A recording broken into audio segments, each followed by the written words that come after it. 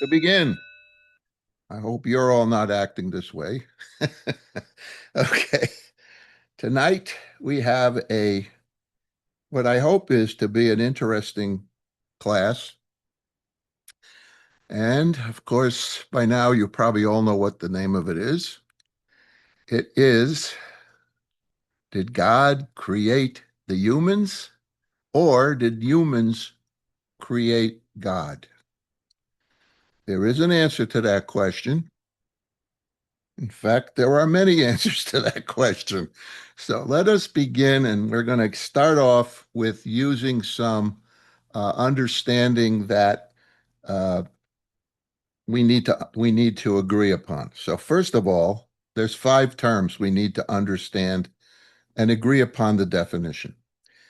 Um, so these are the definitions that I will be using as we move forward. If you disagree with it, you could tell me in the chat. But if you agree, we'll keep going. So trust, what is that? It's a firm belief in somebody's character, ability, strength, or truth of someone or something. It's a person or a thing in which confidence is placed. We all trust at one time or another. We also sometimes put our trust in people or things that don't work out. Like I trust this car's going to get me there and then it breaks down. Or I firmly believe this guy or this lady can do the job and they fail. It's trust is an internal feeling that we have. It's not necessarily real. It's not necessarily not real, right? It could be either way. So trust is an important thing to know about. The next is logic. What is logic? All right. It is the study and use of correct reasoning and valid inference. So I want to use some reasoning and understand a situation and use valid inferences. In other words, I assume this or I assume that, and you base it on things that you can understand. It should be falsifiable. It should be something that you can prove, right? It can't be something that you believe or have trust or have loyalty. This one you must have some really valid understanding of it. Um, a really good place to learn logic, by the way, or the rules of logic, are in the service every morning at our morning service. It doesn't matter what day of the week or what holiday or Shabbos or what. We study the 13 different understandings or kinds of logic that we use when we learn. And that's told by a rabbi, Yishmael, from Sifra chapter 1. It's the way that particular Talmud begins, telling us the logic of learning. Okay, a couple of things on belief. Uh, we accept that a statement is true or that something exists. We just accept it. We don't have to have a reason. We don't have to have proof. We just accept it. Belief. All right. The next is we have trust, faith, or confidence in someone or something. I already define trust, but I will define faith in a minute. Confidence is, we all know what that is. We believe something is true. Or something will be right. So these words are similar, but they have a little nuanced difference. Loyalty. Um, it's being faithful and devoted to a person, cause, or nation.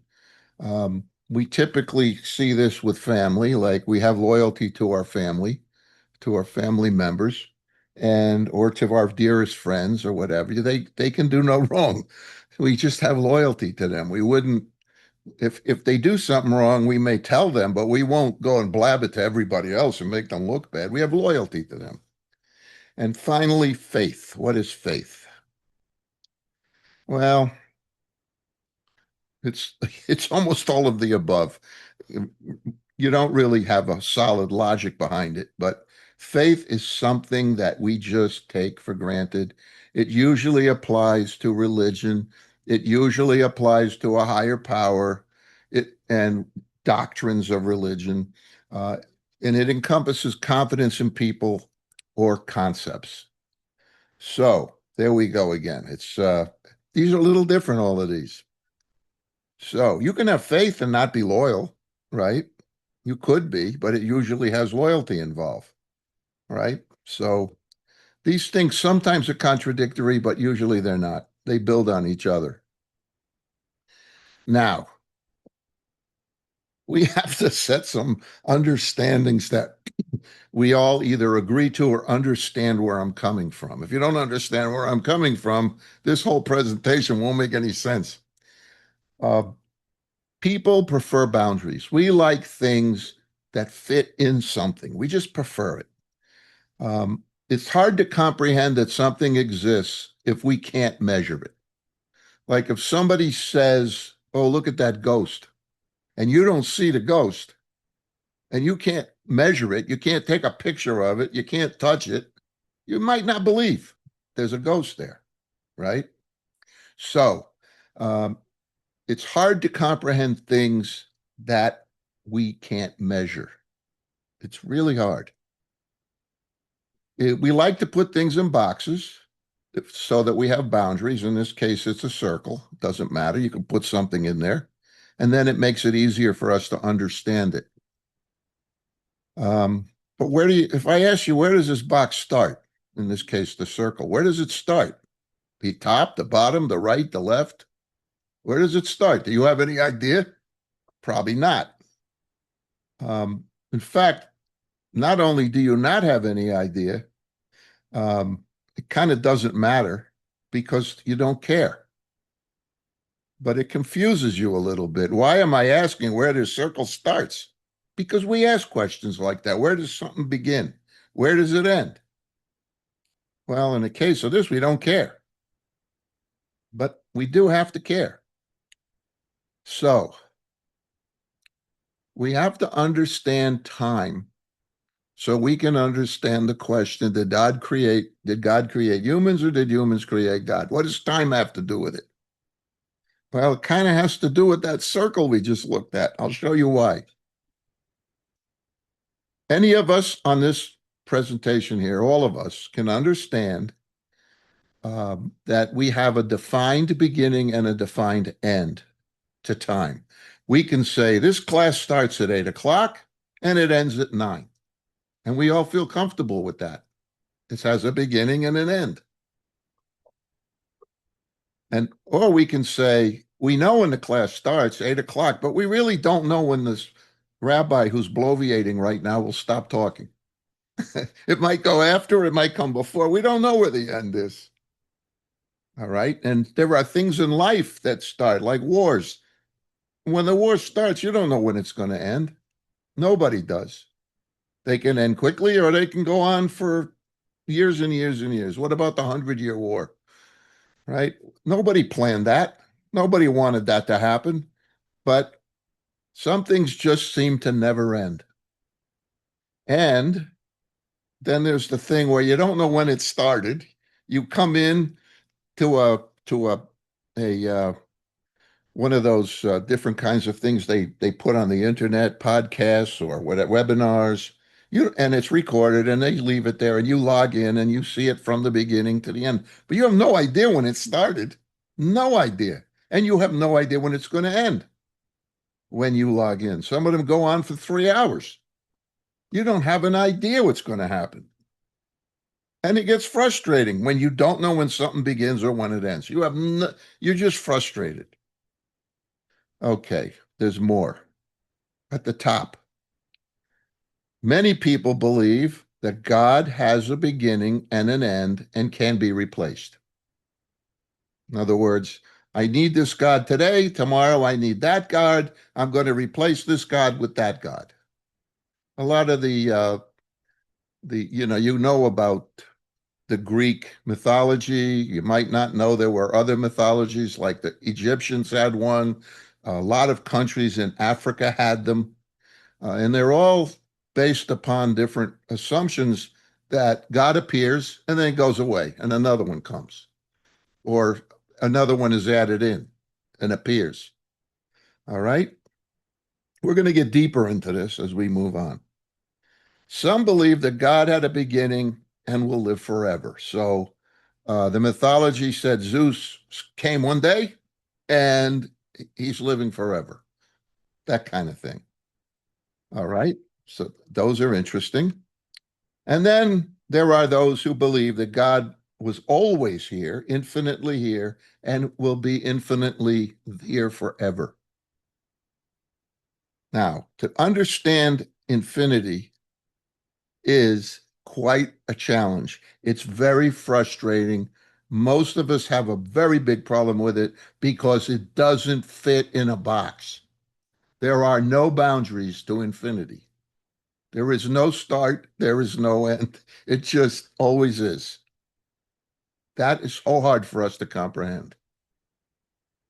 In fact, making an inner peace with that notion of infinity is really frustrating. And we all know that. It happens to all of us. So just keep that in the back of your mind. It's always frustrating. I know it.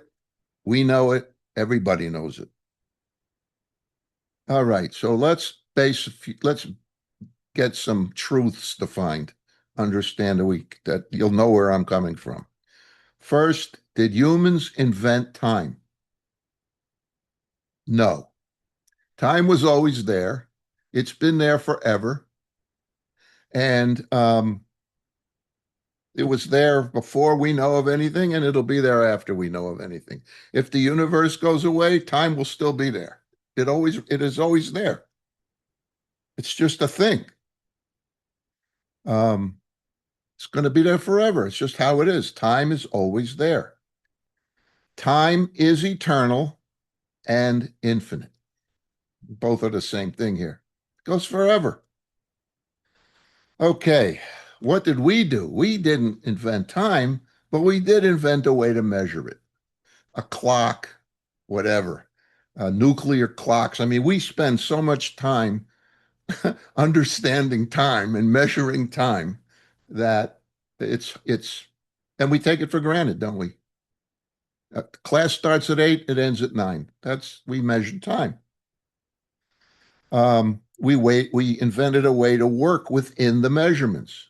There are project management software that's huge software that manages project times, who's going to be there, when they're going to be there, how many are going to be there, what are they going to do when they get there, when does it end, how do they report it out, all based on time and the events that go on within time. But we invented that. We didn't invent time. And then of course, who thinks that time will stop for them when they need more time? If you think that, you're pretty much alone or you're in your own place. It's impossible to understand that. Um, then there's the problem. We allot certain amount of time because we planned it that way, and something happens that we may or may not like that screws up the whole plan, and that whole thing goes. So that we love to keep things like projects.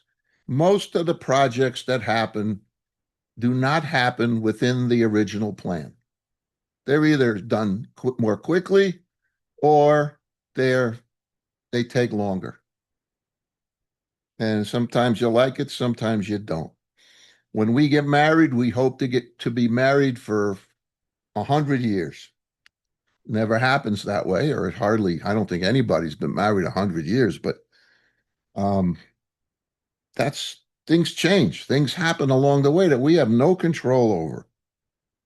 But time is still there. It's still measurable. Nothing is different except what's going on, the events. We can't control those.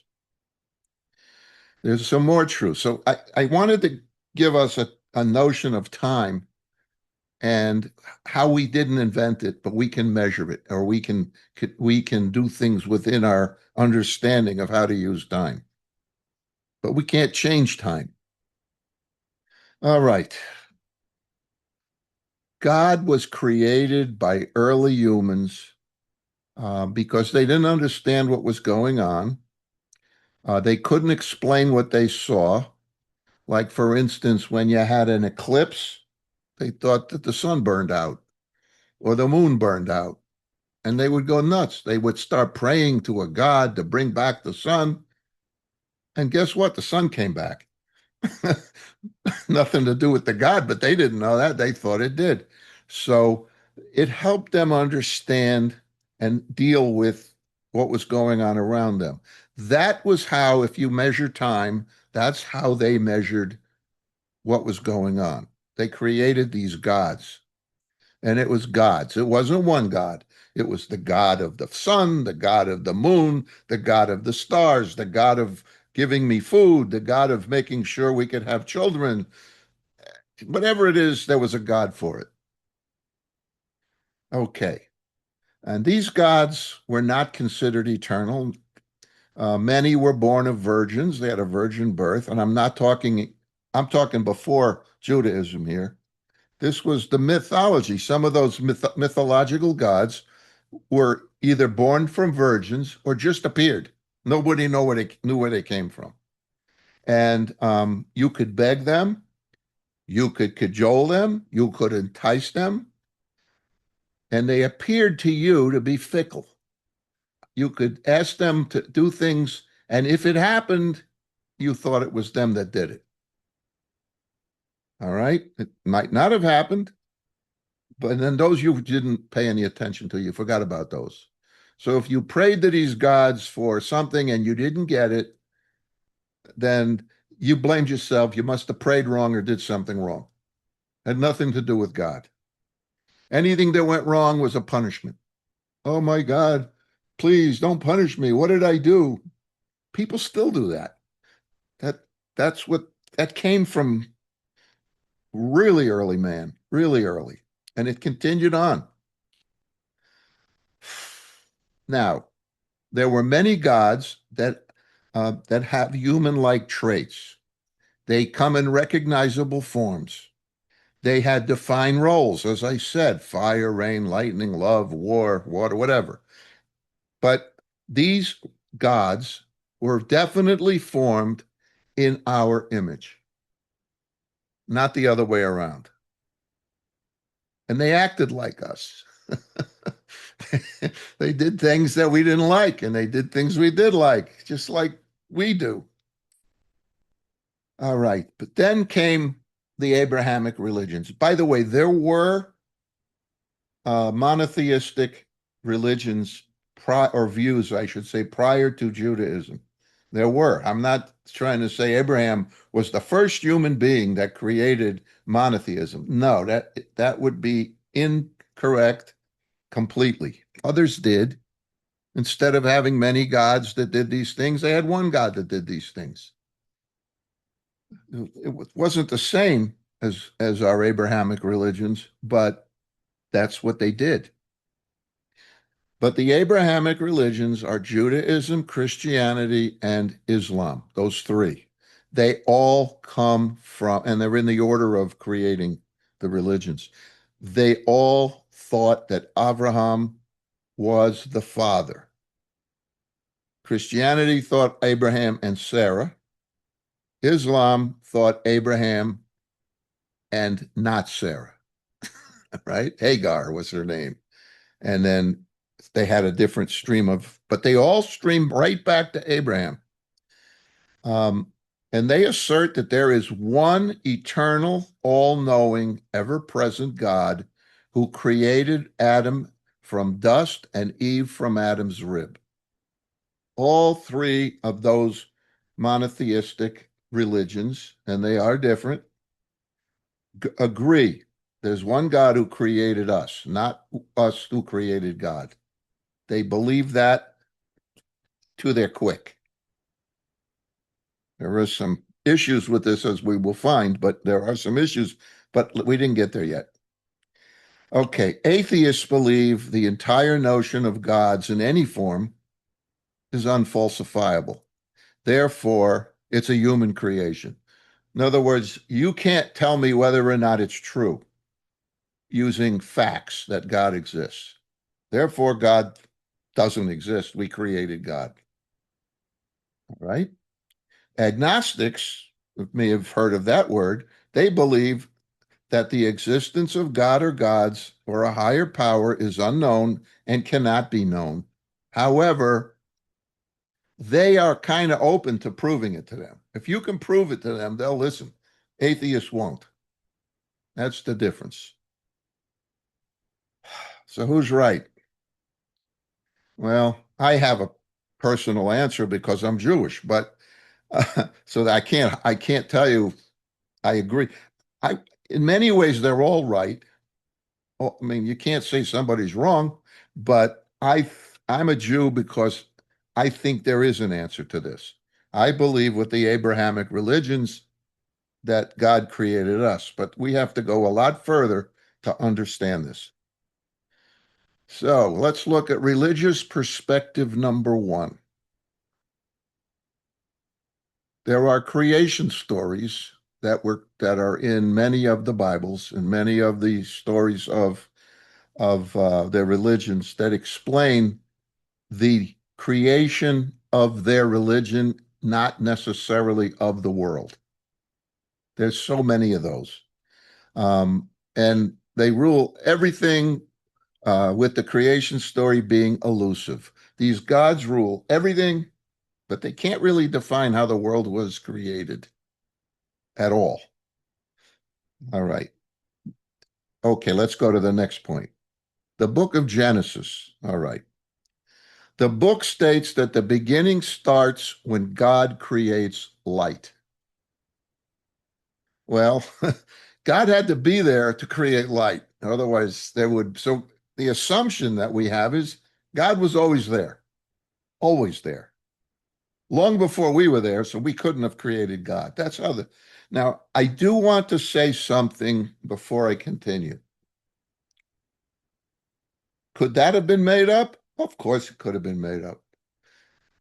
There is only one problem with the Torah itself. When you look at the Torah and find out when it was written and who wrote it and how it was accepted and so on, I have a question.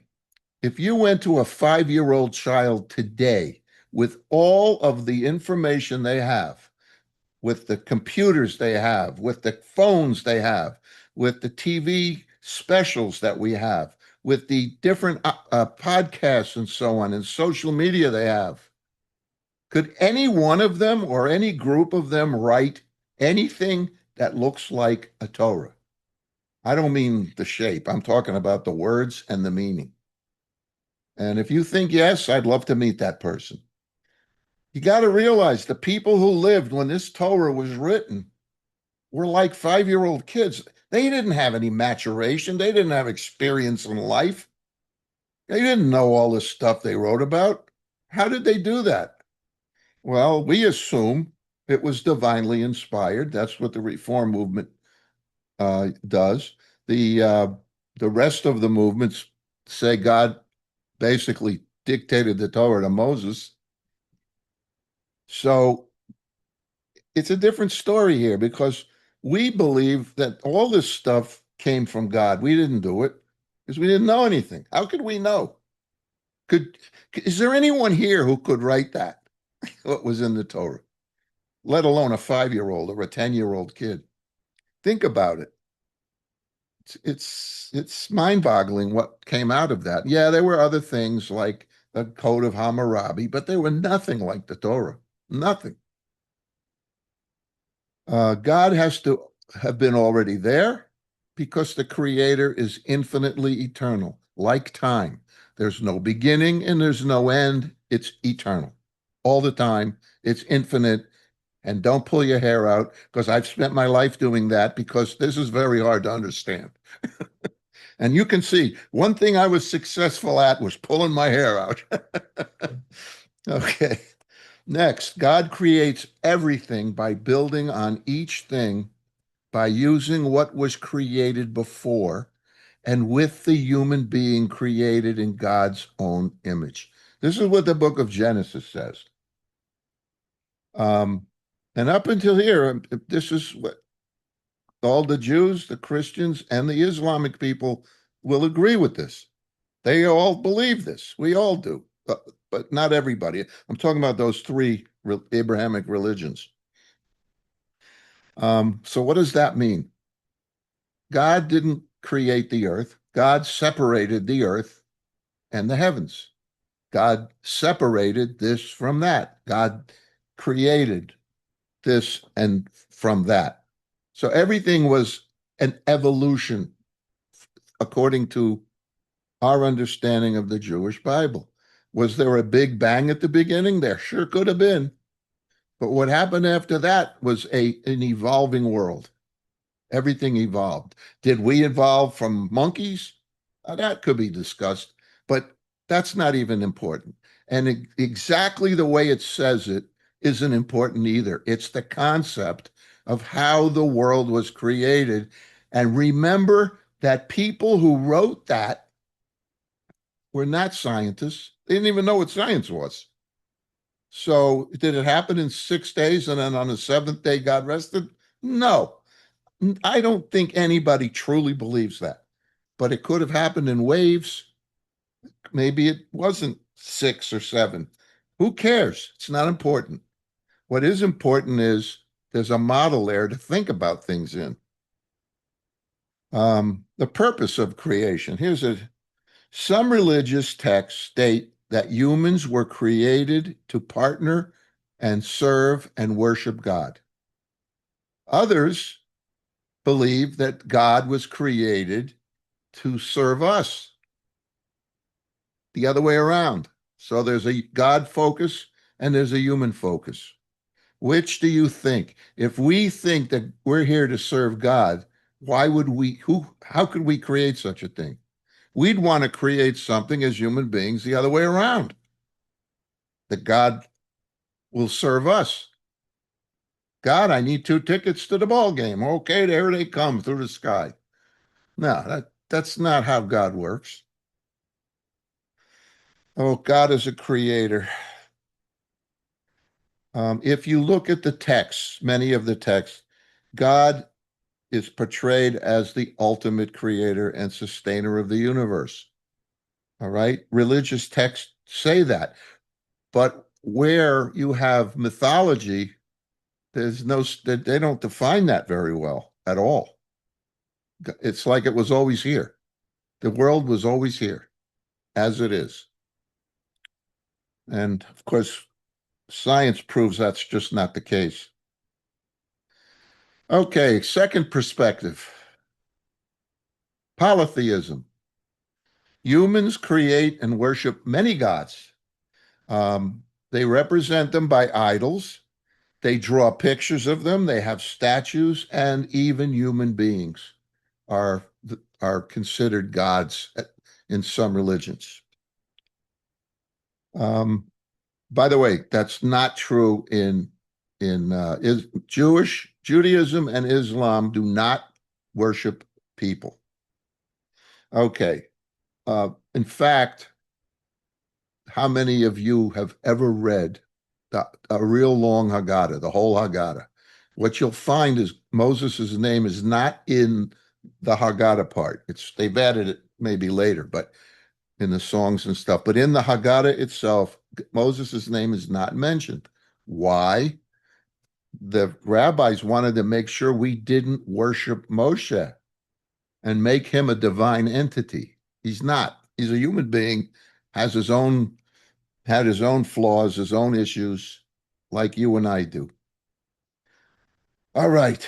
So people tell stories, and that's not just Greek mythology, it's any mythology. Greek, Egyptian. Egyptians were pretty popular too, by the way.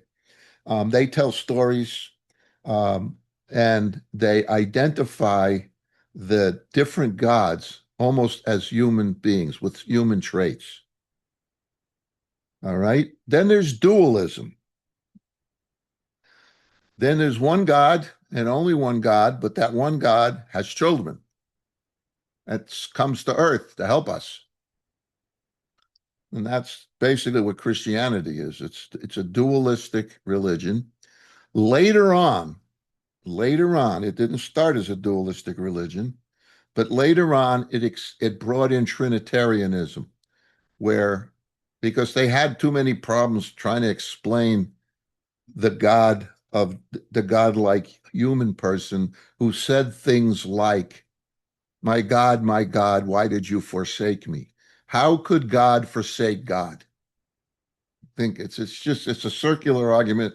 They ran out of really good ways to defend it, so they came up with this is a divine image that was born of a virgin, and they say, and you'll find it in the scripture. And whenever it says you'll find it in the scripture, that means the Tanakh, the Jewish Bible. It isn't there ever. Not a word like that is there. And who dies and resurrects as a divine ghost. That also is not there. You can read the Tanakh from cover to cover in Hebrew, every single word. And if you understand Hebrew, you'll see it's not there. And if you don't trust me, go do it. It's the truth. All right.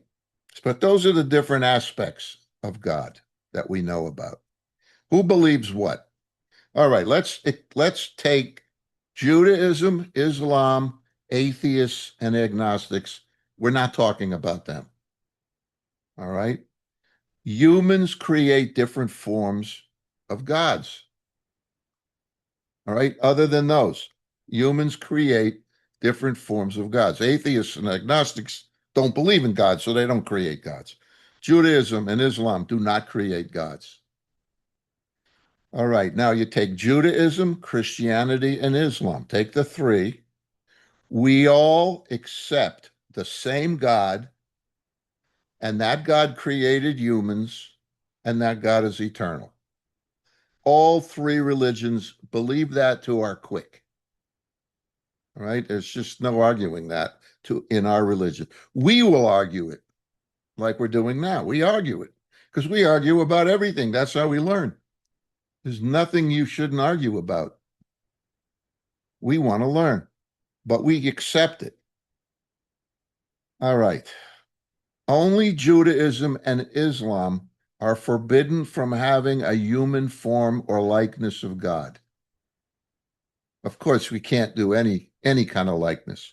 That's both in Islam and Judaism. We both believe in one God. We call that God Adonai, and they call that God, oh my, I just had it in my head. Um, Allah, that's it, Allah. So they're the same. Judaism and Islam both believe in the same God, right? No human form, no pictures. We don't draw pictures of what we think God looks like. We're not allowed. Christians do it, but we are not allowed. Only Judaism's punishments and rewards are falsifiable. What does that mean? Christianity says if you're a good person and you believe in that Jesus is the Messiah and your Lord and Savior, when you die, you get to go to heaven. If you don't, you're going to hell. They believe that. That's what they're taught. They're taught it every time they go to the church. Now, can you prove that any of that's true? Can you prove that there is a heaven, and if you're good, you're going to go there? And if you're bad, you're going to go to a place called hell, which also, can you prove that exists? No. So, therefore, they are not falsifiable. You can't prove one way or the other that that's true. And they use that to force you to behave a certain way. Now, this is clearly a way to scare you into doing things that they want you to do. That is a man-made thing. God does something different. Only Judaism's punishments and rewards are falsifiable. We don't ever say you're going to go to heaven, you're going to go to hell, and blah. No, but if you look in the Torah, there are two times in the Torah, there are long list. There's a long list of curses that if you don't behave, this is what's going to happen. Every one of those curses, if you go down the list, has happened. Every one of them has happened. We got thrown out of the temple. The temple was destroyed. We got thrown out of Israel. Women have to be punished by having periods that are no fun to have. And the babies having birth are hard. And that you can have miscarriages and this and that and the other thing. Every single one of them has happened. Did anybody ever go to heaven or hell? Nobody knows. That's what I mean. Only Judaism. Now, what about Islam? Well, if Islam kills Jews, they get to go to heaven and they get rewarded with, I think it's 72 virgins or something like that, right? So, did anybody prove that one? No. Only Judaism can prove. If you don't behave as a group, it's not going to rain. Well, we know that's true. And if you do this and you do that. Now, what about rewards? That doesn't really say that. It says you're going to be blessed. Whatever that means, we don't know. So, rewards and punishments are not what motivates the Jew. It's the here and now and what you do. That's the only religion like that. The only one. Okay. Even Hinduism and Buddhism and all these others have punishments and rewards that are not falsifiable, that you can't prove. Okay, if humans created God, then why in God's name, if you will, would you pray to such a thing? Why would you pray to something you created? Would anybody think that was a logical thing to do? I don't. Why worship a God that acts and reacts just like a human being? Why would you do that? All right. Who loses his temper and yells at you and makes thunder and lightning and and tornadoes and those poor people. Think about it. Those poor people in the floods in Texas. So many are dead. So many are missing. They'll be assumed dead before too long. You worship a God that does that? No. What did they do wrong? Is that a punishment, or is that just the way nature works? To the Jew, that's the way nature works. Okay, why make human sacrifices to a God that humans created? Do you know for many, many, many, many, many centuries, people used to throw women into a volcano or burn them at the stake? Even in the United States, they used to burn the witches in Massachusetts and other places that came over, and they were like human sacrifices because they weren't supposed to be like that. Witches. They weren't witches. They just said they were. It's and they were the God that they're worshiping to do that. Many of them were Christians who did it. God doesn't want human sacrifices. And even in the Torah and in the Tanakh, it talks about the sacrifices aren't for God, they're for us. I don't need to sacrifice people. I don't know about you, but to make God happy, I'm going to sacrifice somebody? No, that's not why. But people do it. That's what happens when you create a God. And why make prayers to a God who has no ability to make things happen that you want? Like somebody is. I, how many of us have prayed week after week after week for Israel to have peace? Does God have the power to do that? I think so. But do we have the ability to convince God that I'm right and he needs to do it now versus when the time is right?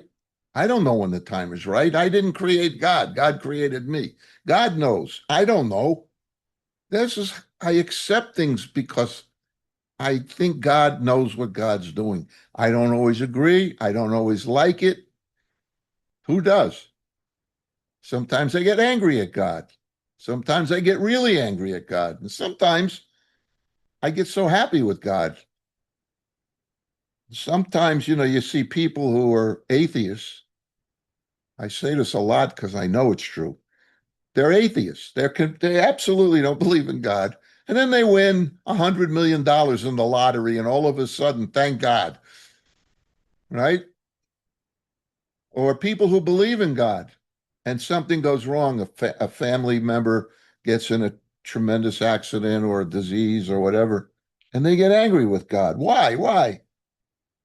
These are questions we ask, but we know we're not going to get answers because we didn't create God.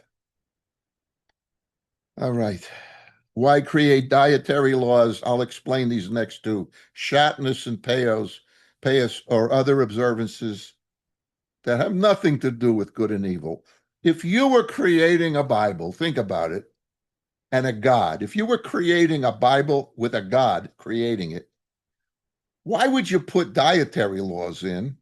You can't eat this, you can't eat that. You have to soak the meat for blah, blah, blah. You can't have milk and meat together. Shatnez is where you make a piece of clothing that has both linen and wool in it. You're not allowed. If you buy a suit with a woolen suit and it has linen in the collar or in the whatever they call it, you know, the things to come down. The can't remember the word. So what happens when you get old? You just have brain freezes. But the Orthodox will actually have the wool, the not the wool, the linen taken out before they'll wear it. Right? Why would you put that in a Torah, in a Bible? Why? Why would you put payas? You have to let your forelocks grow. And you don't say why. The Torah doesn't say why. It just says keep kosher, no shatnez, and grow your payas. Why? What does that have to do with good and evil? Right? You could argue it forever. You won't know because it doesn't say. Because we think God told us this. We didn't create God because if we did, why would we put that in the Torah? Why? Makes no sense. All right. And why pray to a God that promises to accept vicarious punishments but is silent about vicarious rewards? What in the world is that? You know, Jesus died for our sins. That's vicarious punishment. How would you like it if somebody did something wrong, really bad, and you went to court and you happened to sit there in the courtroom? You don't even know these people or this person. And the judge bangs the gavel and says, "Oh, you're guilty, but I don't want to punish you. I want to punish that guy in the third row." And the guy says, "Okay, that's fine." What in the world is that? That's what this is all about. It's vicarious punishments. And by the way, the guy gets nothing that's a reward. He just suffers and dies and and then comes back. What is that? We have no notion of that. Oh, and by the way, that is also quoted as saying it comes from the Tanakh, and it doesn't. By the way, I'm not trying to pick on anything. I'm just explaining some notions to help us understand when we create gods versus when God creates us. It's different behavior. All right. We got to understand this. The difference between science, the paranormal, and the spiritual. There's a difference. Okay. The science, well, we know what that is. We use knowledge and we use understanding and we use the natural order of things and all the knowledge we can gather. We put together a methodology and we follow it to get the right evidence. And we want to prove things. Now, in all fairness, that's I agree with that totally. I believe it. It's true to my knowledge. And yet, how many times have we learned that all the scientific knowledge and the methodologies proved something to be wrong? It was the wrong answer. It came out wrong. They had to go later and change it. All right, this could happen, but that's okay. That's human beings using our abilities to get things done and to learn how things work. and so on. That's okay. What's the paranormal? Well, that's phenomenon or events that we really can't explain. Um, it goes to the supernatural and to psychic abilities and stuff where, we think we saw a ghost, but we can't explain it or whatever. Those are paranormal events. We sometimes will sit there and feel like feel something cold around us and smell like a perfume or something, and we can't explain it. Where did this happen from? So we think it's a ghost or whatever. Um, that's the paranormal. There's no explanation for it. You can't prove it. You can't disprove it. Nothing. It's just something happens, and that's it. Then there's the spiritual.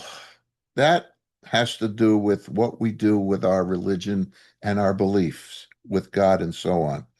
Um, it's completely in contrast to science, right? It's not wrong. It's not right. It's just different. It doesn't have to be scientifically proven. Nothing does, according to spiritual. When somebody passes away and you love that person a lot, or when somebody gets sick and you love that person a lot, and I mean really sick, you get feelings inside that you can't really describe, and it's horrible. And when you love somebody, you can't describe it at all, right? It's you try to define love to somebody. It's like defining the color red to somebody who was born blind. You can't do it, right? There is no way to define it. Either you're experiencing it or you do not know what it is. Science is everything is measurable, everything has a theory behind it. How do you get from it? Then there's things that are spiritual that you know are real, but you can't measure them. God is one of those things. Either you believe in God or you don't. Most of the people who believe in God, I shouldn't say that. A lot of people who believe in God, not most, could be, but maybe not, believe in God because they did something when they experienced God. Something happened to them and they think God was helping them or working with them or doing something for them. All right. I know it happened to me, but when I was in my life and they told me I had no chance to live, I was going to die within a week. Well, they were wrong. Unless I died and nobody told me, that could have been too. But um, God was with me. I felt it. I was praying to God. I was begging God, and God helped me. I experienced God. Did I believe in God before that? Yeah, I did. But after that, I didn't believe in God anymore. I knew God. I knew there was a God. So, and I didn't create this. It happened. It really did. And that was spiritual. So you can't discount spirituality as not being real. I don't think most people do. But you have a soul, a neshama, you have a spirit that nothing else has except human beings. How did that happen? Where did that come from? All right. Is there really a God who created everything?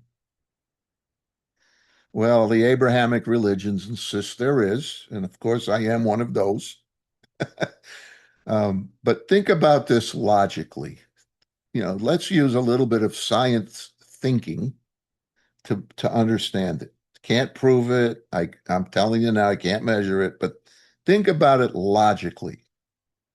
Could a book written when it was written, the Tanakh or the Torah, have produced such stories without divine help? Could a 5-year-old or a 10-year-old today write such a document? No. The answer is no. Yeah. Oh, maybe you're no. The answer is no. You need experience, maturity, and knowledge to do that. And they didn't have any of that. They had some, but not a lot. I mean, it was thousands of years ago. Think about it. Look at all the other religions. It even came before Judaism. They don't have this compendia of canons that we have. They don't have it. They have some things, but not like we have, because they wrote it themselves and the way they wanted it to be. What did Einstein say? If anybody here doesn't think Einstein was smart, okay. But I think he was smart. Here's what he said: expressed deep admiration for the harmonious order of the universe, and he saw a superior reasoning power revealed in its structure.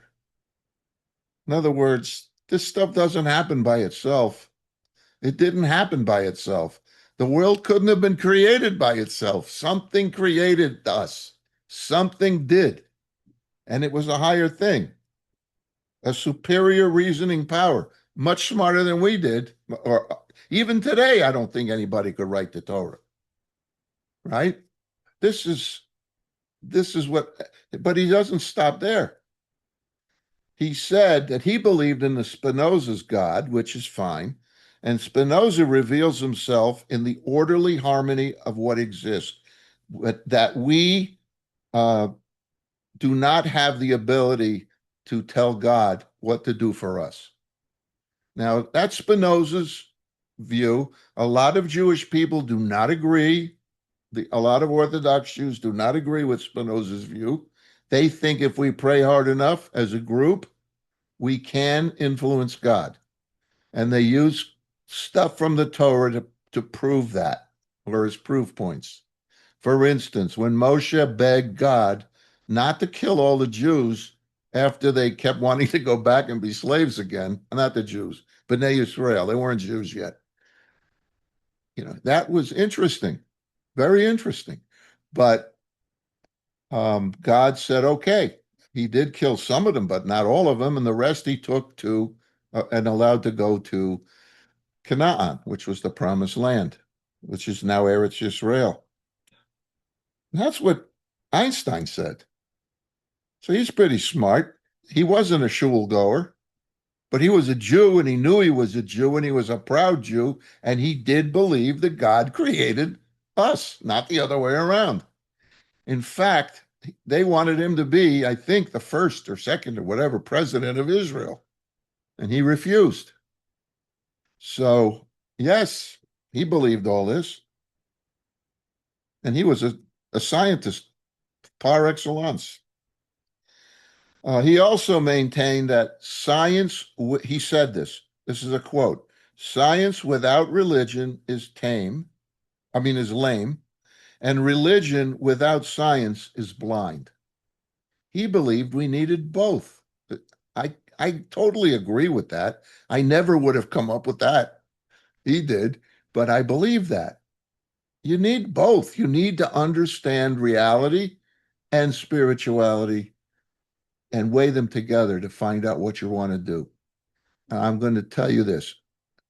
Many times in your life and in my life, we've had to make decisions with information that was not complete, right?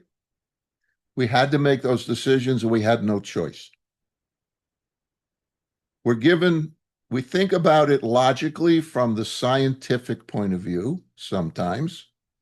Sometimes we think about it without the scientific view, but purely from an emotional point of view, right?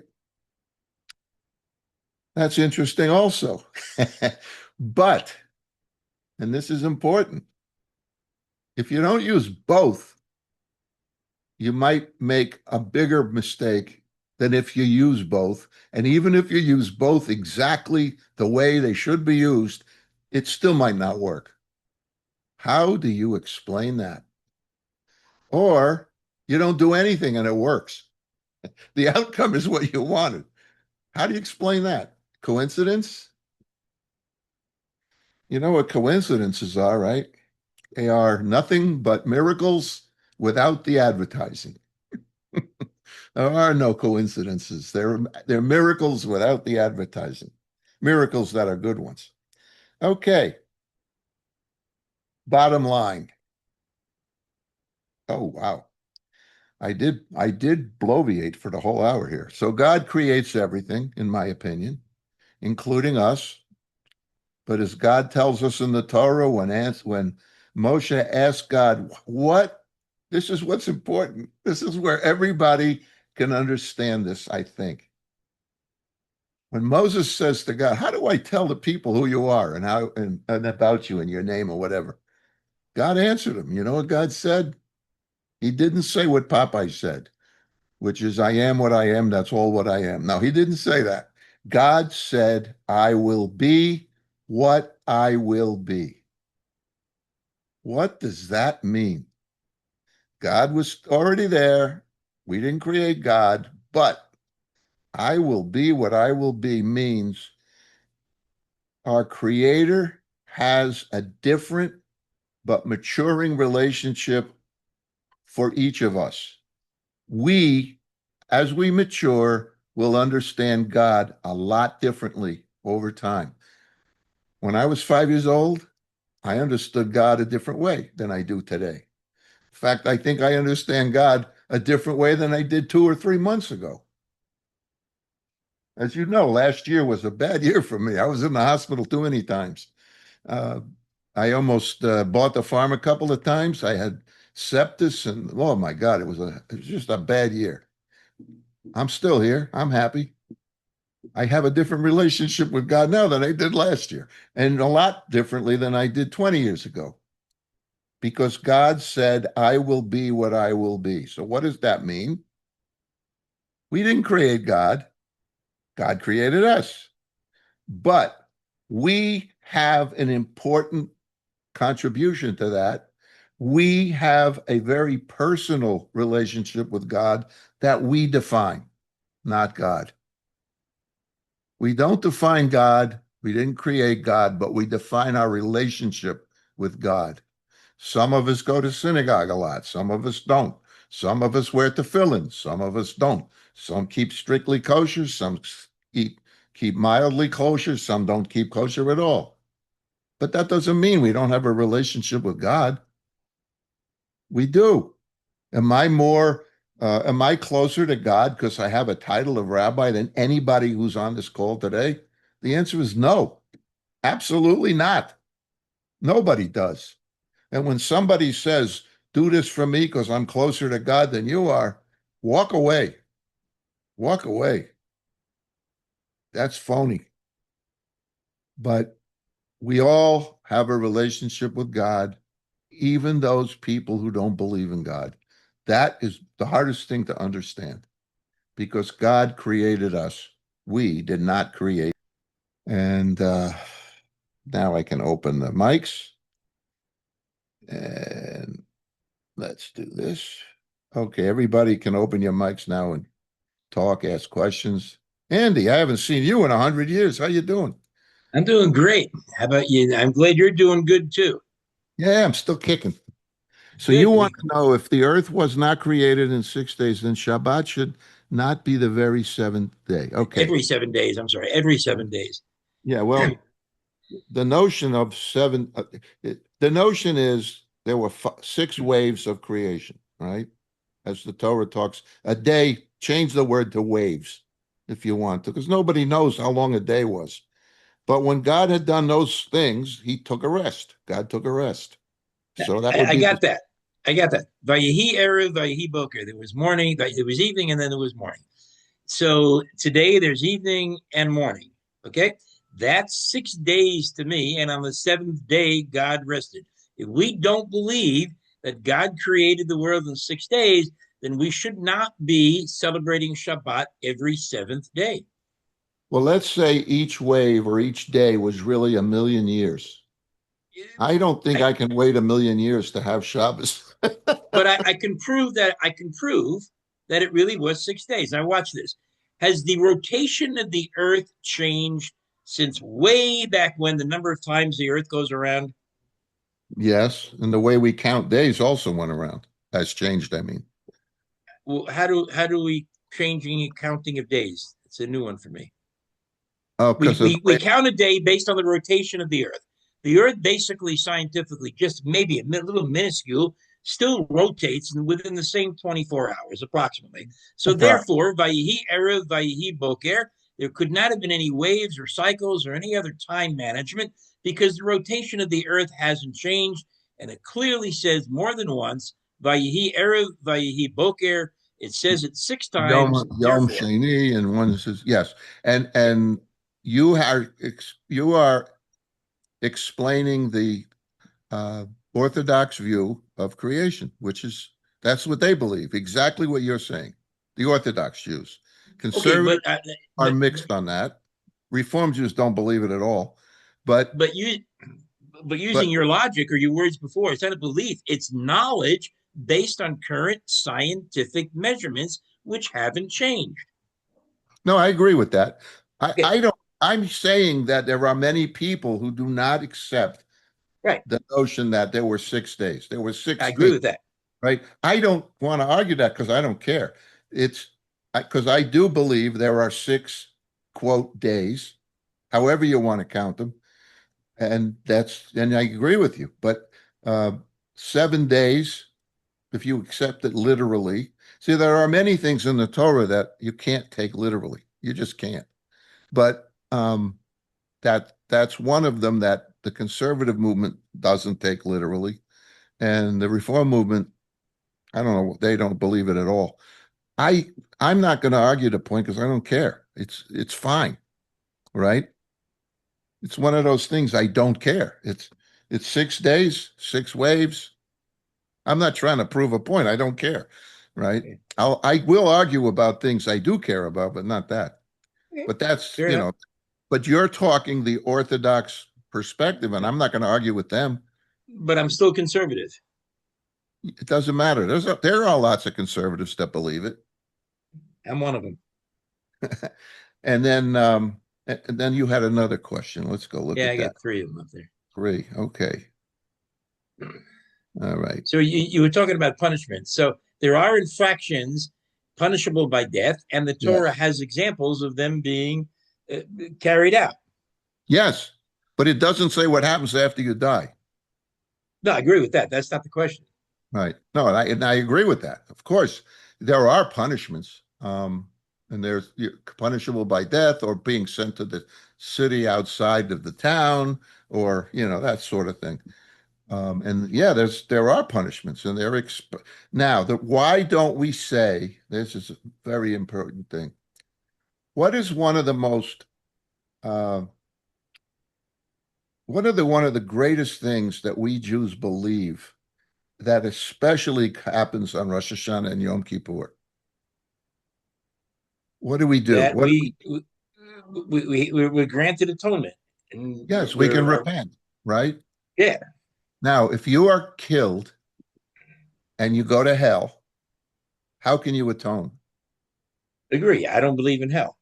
No, I don't either. So Judaism doesn't believe in anything that doesn't permit you to somehow to atone at any point in your eternal life, if you will. Your neshama lives forever. So that's an interesting notion too. So you're right. It's a very good point. And what was the third one? People People, use God's name, even atheists, at moments of pending doom or heightened right, ecstasy. correct. Especially, they always said, there are no atheists in foxholes.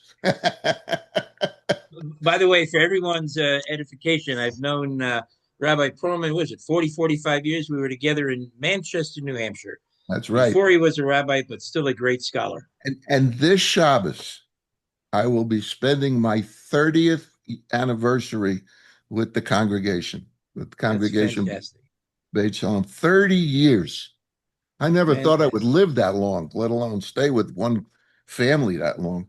I was at his Seder's when we lived in Manchester. They were fantastic. Yeah, how's your wife and everybody else?